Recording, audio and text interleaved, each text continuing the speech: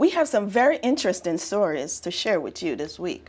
First up, we show you the highlights of Memorial Day 2014. Then we share the story from Pittsburgh about how a VA program helped this clown get back under the big tent. And then we look at a court of second chances in Tucson. Hello, I'm Amory Walker with the Office of Financial Policy. And I'm Chris Irby with the National Cemetery Administration. This is VA News.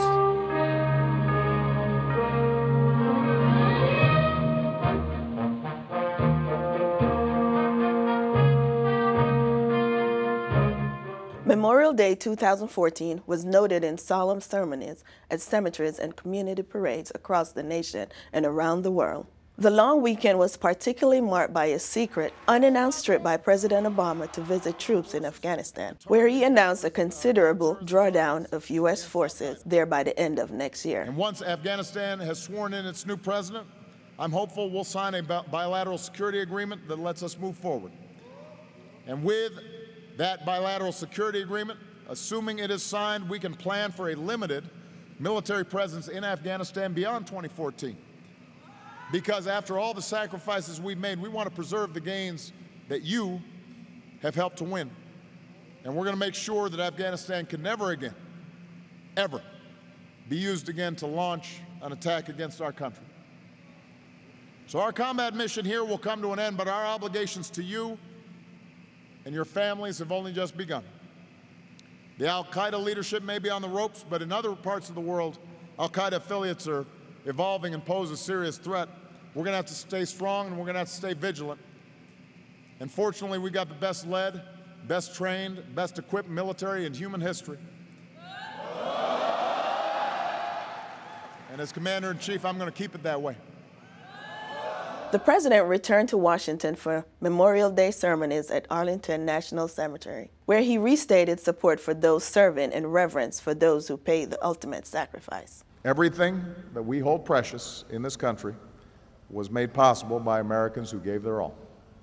And because of them, our nation is stronger, safer, and will always remain a shining beacon of freedom for the rest of the world. A dry, beautiful day drew a large crowd to the streets of the nation's capital for a 3-hour parade filled with bands, floats, military, and first responders. Citizens across the country visited VA facilities, particularly national cemeteries, to honor the fallen.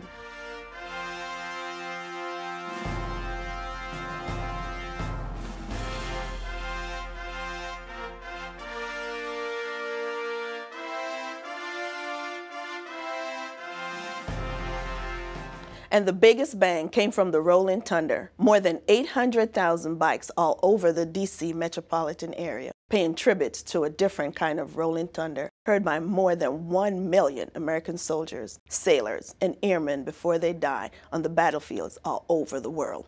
This clown over my shoulder is known far and wide as Tom E. Boy. To look at him, you'd never guess he went through an intense program at the VA to overcome the impact a stroke had on his speech and ability to process language.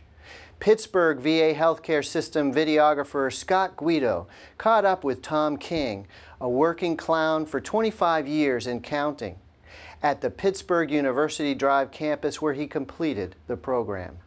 He is the 2014 Clown of the Year, and it's awarded from Clowns of America International, which is the largest clown arts organization. He's been clowning for over 25 years.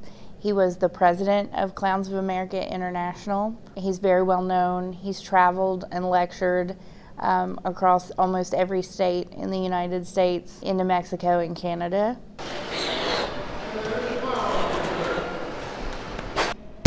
Tom King loves to clown around. As his alter ego, Tom E. Boy, he is nationally recognized and a fixture in the clowning community. Today, he is performing at the VA Pittsburgh's University Drive campus, where he recently completed the pilot program for aphasia after suffering from a stroke. Just like that, I was going to a movie and boom, they had a booby get me.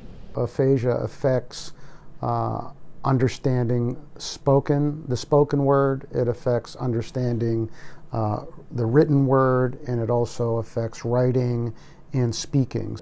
The program for intensive residential aphasia treatment, or PIRATE, was established in 2009 at the VA Pittsburgh healthcare system when the infrastructure became available to house participants from throughout the U.S. The course helps veterans through a concentrated curriculum designed to immerse the patient in daily treatment.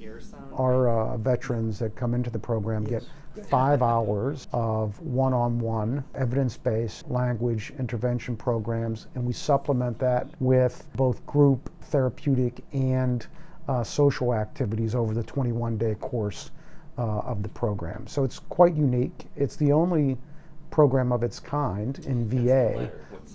Treatment varies by the individual. In Tom's case, he was having trouble with sounds and letters. Therapists worked with getting him to realize that letters made sounds and sounds could be sequenced to make words. We really focused on the initial sounds of words, because very often if you got the initial sound, the whole word came. And then we did a lot with just manipulating sounds, so trying words forward and backward, for example, so he got to practice manipulating sounds. These words included functional words that the patient uses in their work or daily activities. In Tom's case, these included action words or verbs which are instrumental to his act. Because these are often very difficult for people with aphasia, so getting him to be able to produce these words so that when he pulled someone up from the audience for a magic trick, that he was able to tell them to reach in the bag or pull out the scarf and so on. The Kings say that the program and Tom's progress has exceeded their expectations. Before Tom's stroke, they had never heard of aphasia, so they have formed an aphasia group back in their hometown to make others aware of this condition. We started a local aphasia group, and it's going to be a support group for caregivers and aphasia, people living with aphasia, and just sharing ideas and things that will help other people with aphasia. Maybe they were like us and didn't know anything about it. You're really good. I mean, really good. Tom is just one of 88 veterans who have graduated from the PIRATE program and have had an increased quality of life afterwards. For Tom, this means being able to perform and be back in front of an audience once again. Thank you. Since the first in Anchorage, Alaska in 2004, Veterans Court have been established across the country to fairly settle an agreement that everyone involved hopes will lead to a second chance. Other veterans and/or military courts like this exist in New York, Oklahoma, California, Connecticut, Illinois, Nevada, and more. More than one of these courts have been established by local judges, like this one in Tucson, Arizona. Here's a portion of the story from the Tucson City TV station. Last year, over 6,000 service members took their own lives, and it was in large part because of conditions such as traumatic brain injury and depression or a combination thereof. I'll don my basic black dress and go to work.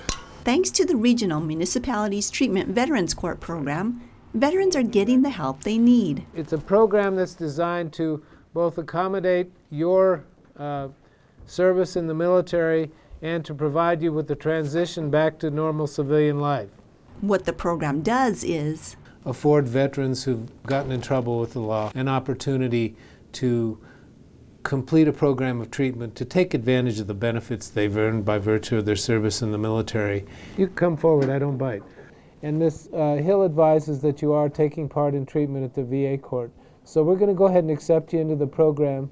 The program serves veterans from Tucson, Oro Valley, Marana, South Tucson, and Sahuarita, who have been arrested for misdemeanor crimes like criminal trespassing, drinking in public, and in William Murray's case, I got arrested for domestic violence, 2 assaults. So if you can just give me a little bit of insight of where you're at and if there's any issues or concerns we have to address today. Murray meets regularly with a social worker at the VA or at Old Pueblo Community Services. He is making progress in the 6-month diversion program. I do have to go to 26 sessions of counseling. I have 17 completed. Vets are required to remain drug and alcohol free and are not allowed to re-offend. Murray says there are many advantages to being in the program. I don't have to pay court fines. I don't have to go to jail. I'm able to regain my honor, my integrity. And just as important, basically, if they complete the program successfully, the prosecutor dismisses the charges. The recently released VA Strategic Plan is a blueprint for VA operations for the next 6 years and provides employees with clear goals for the future. Here's Katie Easley with more. The Department of Veterans Affairs released its latest strategic plan in March. The plan looks at the goals and objectives for the next 6 years. We sat down with Acting Assistant Secretary of the Office of Policy and Planning, Bob Snyder, to hear more about it. So, why does the VA have a strategic plan? Well, first, all federal agencies are required to have a submitted strategic plan every 4 years in accordance with the GPRA Modernization Act of 2010. GPRA stands for Government Performance and Results Act. But much more importantly than a compliance requirement, the VA uses its strategic plan to take its long-term vision, identify the goals and objectives that we need to fulfill to get to that long-term vision. And then the strategic plan provides a framework for us to build our performance metrics, measure our performance, allocate resources to make sure that we really do get to that long-term vision that we've identified for ourselves. This plan is a continuation or consistent with our previous strategic plan. The previous plan focused on improving quality of services, increasing customer satisfaction, preparedness, and also improving our processes. Please visit www.va.gov/performance to read the plan. You can also download it and print out the Strategic Plan Framework poster.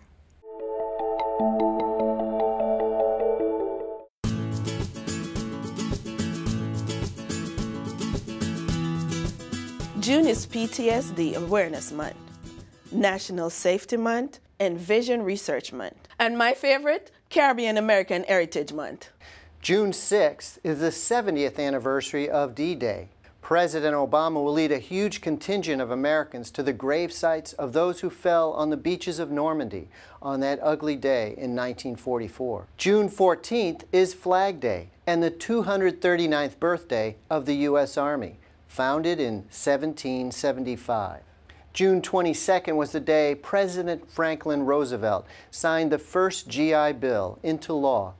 June 25th is the 64th anniversary of the beginning of the Korean War. Have a happy June, everyone.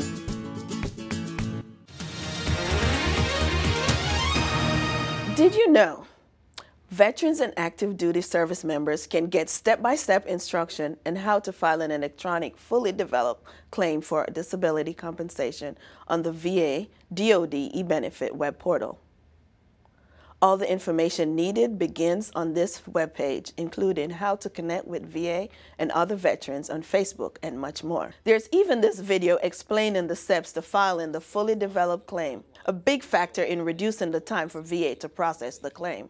Today you expect to be able to do things online. You bank, pay bills, and shop online.